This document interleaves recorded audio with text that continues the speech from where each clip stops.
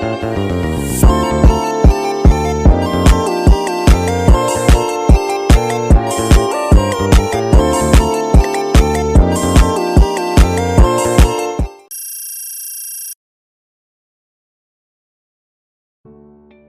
araw sa inyong lahat mga bata. Ako nga pala si Ginoong Bernard Barco.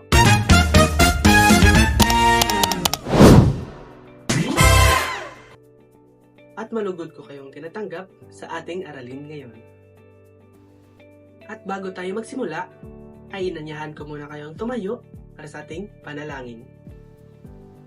Lord Jesus, we thank you for the gift of life today. You allow us to have another day to praise you and see your glory. Bless us, Lord, with your wisdom as we begin our class. Help us to focus our hearts and minds on what we are about to learn. Guide us by your Holy Spirit as we think and listen. Lord, we are declaring victory, and let your will be done in our lives. We ask all this in the mighty name of Jesus. Amen. Muli, magandang araw sa inyong lahat. Sana'y maganda ang araw ninyo. At ngayon ay ihanda natin ating mga sarili, inyong mga kagamitan, at inyong isipan upang lubos nating maunawaan ang tatalakayin natin ngayon. Huwag mahiyang makikisa at makinig ng mabuti dahil ang bawat bahagi ng aralin natin ngayon ay meron kayong matututunan.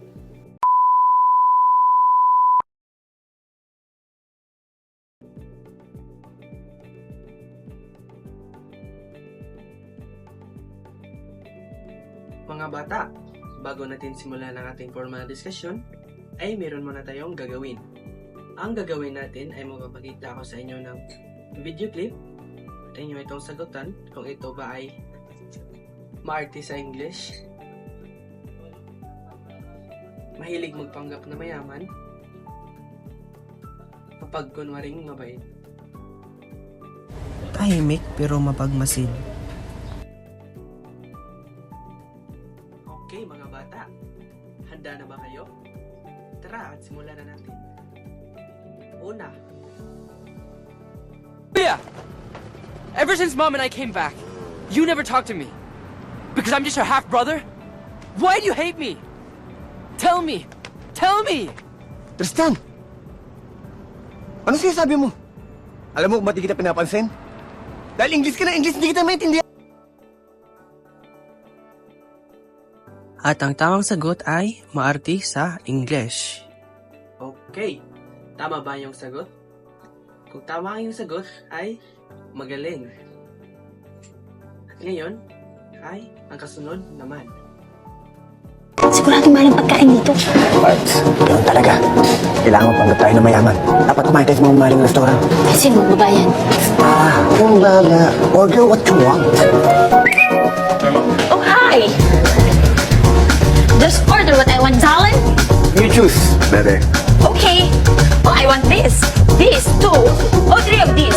This, one. And two lemonade. How much, darling?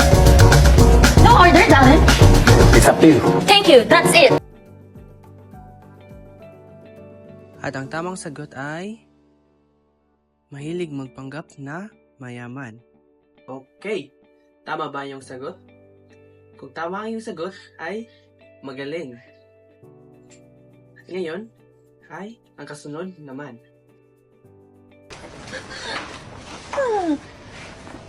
Sorry. Sir, pwede ko po bang sagutin? Hindi po ako nanliligaw sa anak ninyo. Dahil kakakilala lang po namin at ang pangit tignan. Siguro, pwede yung sabihin na kinikilala ko pa lang po siya ng lubos. At ganun din po siya sa akin. At ang tamang sagot ay mapagkunwaring mabait. Tama ba yung sagot? Kung tama yung sagot ay magaling. At natapos na rin tayo sa ating unang gawain. At kung tama kayo sa lahat ay napakagaling ninyo. Ngayon naman ay babasahin muna natin ang ating layunin. Una ay natutukoy ng mag-aaral ang tamang kahulugan o paliwanag ng isang salita o konsepto sa pamamagitan ng pagtutugma sa mga ito. Pangalawa ay naipapakita ang pag-unawa sa kahalagahan ng pagiging totoo sa sarili sa pamamagitan ng isang sulat na nagbibigay ng payo kay Miss Patupats. Ang pangatlo ay nabibigyang halaga ang mga kagaliang Pilipino masasalamin sa kwentong Miss Patupats at na may ugnay sa kasalukuyang gawi ng kabataan sa tulong ng gawaing punan mo ang chart ko. At tapos na nating basahin ang ating layunin. At ngayon naman ay maghahawan muna tayo ng sagabal. Ginagawa natin ito upang mas madali nating maintindihan ang mga salita na hindi pamilyar sa atin. Dahil tatalakayin natin ngayon ay isang maikling kwento. Handa na ba kayo? Tara at simulan na natin. Number 1. Tinatawag siyang Patupats ng kanyang mga kaklase dahil pilit na pagsasalita ng English kahit halatang hindi siya sanay. Ano nga ba ang ibig sabihin ng Patupats?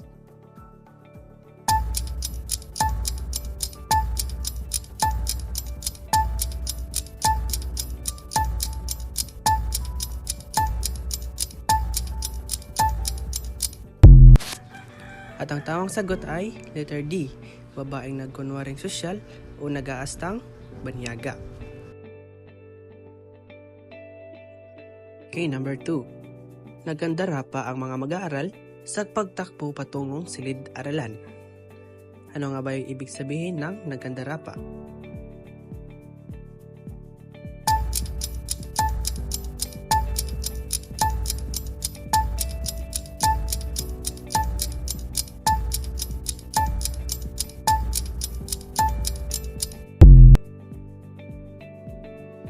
At ang tamang sagot ay letter A, nagmamadaling kumilos.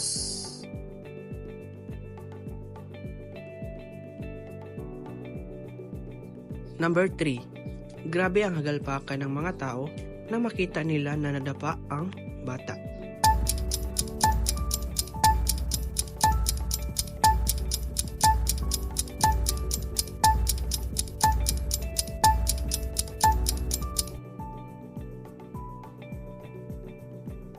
At ang tamang sagot ay letter E, malakas at hindi mapigilang tawa.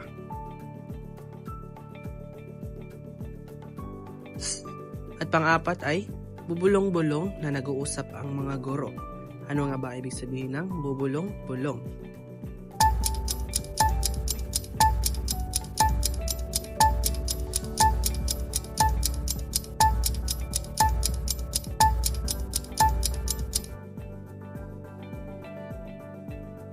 At ang tamang sagot ay letter B, mahinang nagsasalita. Number 5. Bahagang buntot ng lalaki na makita niya ang kanyang kaaway. Ano nga ba ang ibig sabihin ng bahagang buntot?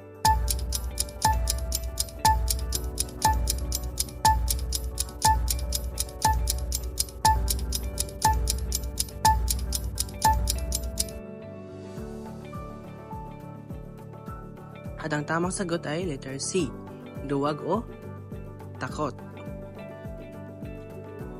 At ngayon ay natapos na tayo sa ating paghahawan ng sagabal. At sana ito'y nakatulong upang malaman ninyo kung ano ang ibig sabihin ng mga salitang hindi kayo pamilyar. At ngayon ay dadako na tayo sa ating formal na diskusyon. At meron ba kayong idea kung ano ang talakayan natin ngayon? Ang talakayan natin ngayon ay isang maikling kwento na pinamagatang Miss Patupats. Ihanda nyo na ang inyong mga sarili at makinig dahil pagkatapos ng kwento ay mayroon akong mga katanungan. Handa na ba kayo? Tara at simulan na natin.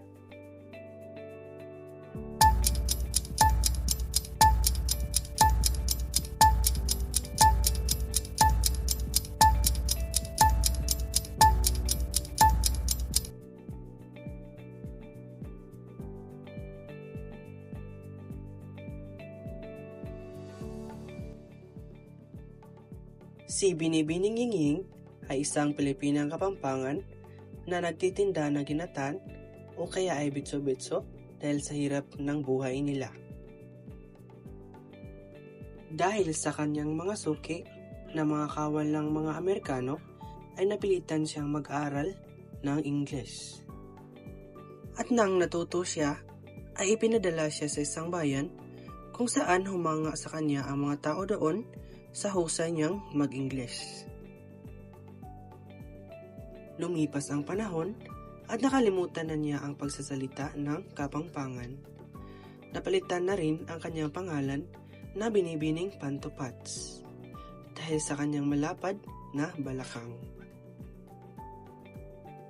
Sa isang pesta sa bayan ay may nagbabasa ng pahayagang Kapampangan na kanyang nilapitan at sinabing, "Mino intindi esi Pampango." Tinugon siya ng "Mino intindi esi Pampango." Dahilan upang magtinginan sa kanya ang mga tao, ngunit hindi niya pinapansin. Sinabi niya na nahihirapan na siyang bumigas ng Kapampangan, kung kaya nagpatawa ng malakas ang mga nakarinig. Sa galit niya ay sinabi niya sa mga tumatawa na "por kirir" at sinagot siya ng "por el champurrado binibini" na lalong nagpalakas ng hagalpakan. Sa galit niya ay lumabas sa bibig niya ang mga maruming salita na tinaguri ang Kapampangan, kung kaya't napag-alaman na siya ay Kapampangan. Napaiyak siya at sa pagtulo ng luha ay lumabas ang tunay niyang kulay. Sinabi nila na Amerikanong Nigra pala siya at lalong lumakas ang hagalpakan.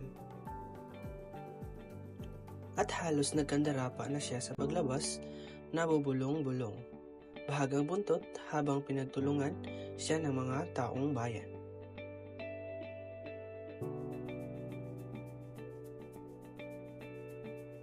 At doon nagtapos ang ating maikling kwento na pinamagatang Miss Pantupats. At sana naman ay mayroon kayong natutunan, at upang masigurado kung mayroon kayong natutunan, ay mayroon akong ditong hinahandang mga katanungan.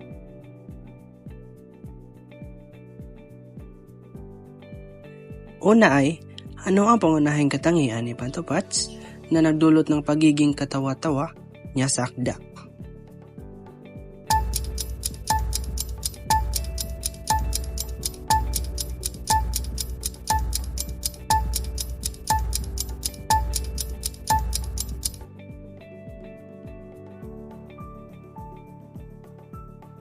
Mahilig siyang magpanggap at sobra ang pagpapakitang marunong mag-Ingles kahit hindi naman kailangan.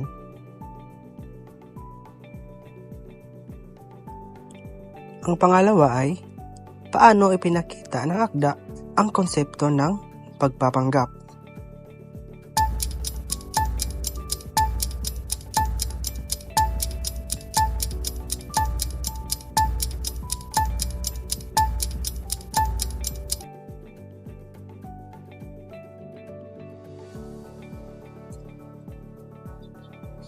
Nagpapanggap si Pantupats na sosyal at edukado sa pamamagitan ng pag-i-English at pag-arte na parang mayaman kahit hindi tugma sa realidad.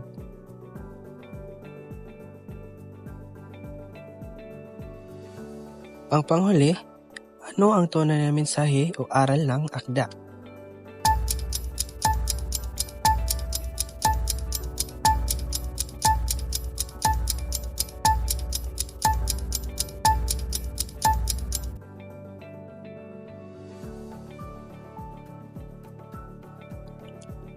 Mahalaga ang pagiging totoo sa sarili at dapat pahalagahan ang sariling wika at kultura, hindi ang pagpapakitang sosyal.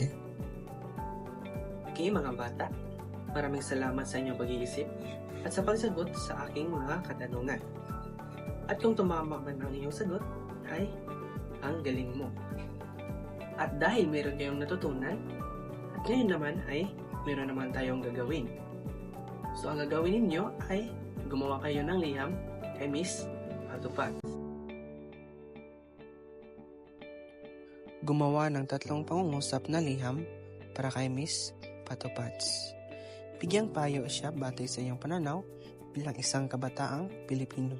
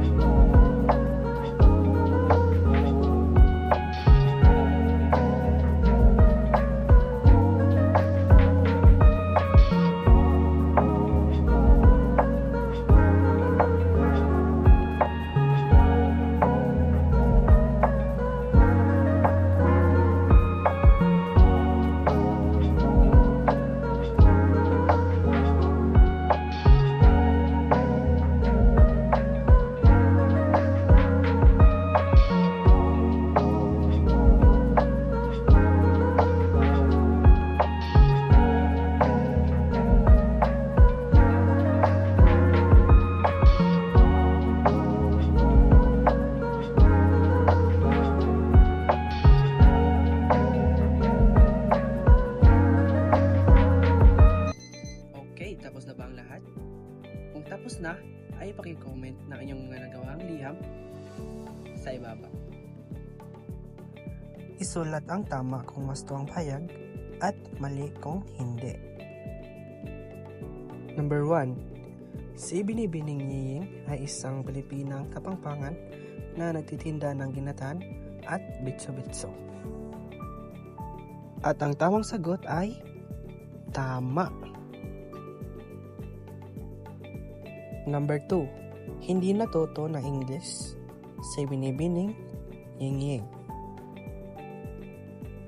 At ang tamang sagot ay mali. Number 3. Nakalimutan na ni Yiying ang pagsasalita ng Kapampangan paglipas ng panahon. Ang tamang sagot ay tama. Number 4. Sa pista ay mahusay pa rin siyang magsalita ng Kapampangan. At ang tamang sagot ay mali.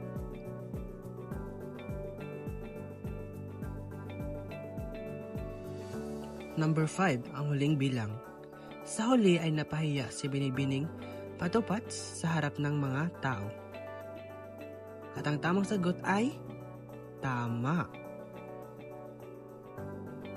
At dito nagtatapos ang ating aralin ngayon. Maraming salamat at sana'y mayroon kayong mga natutunan.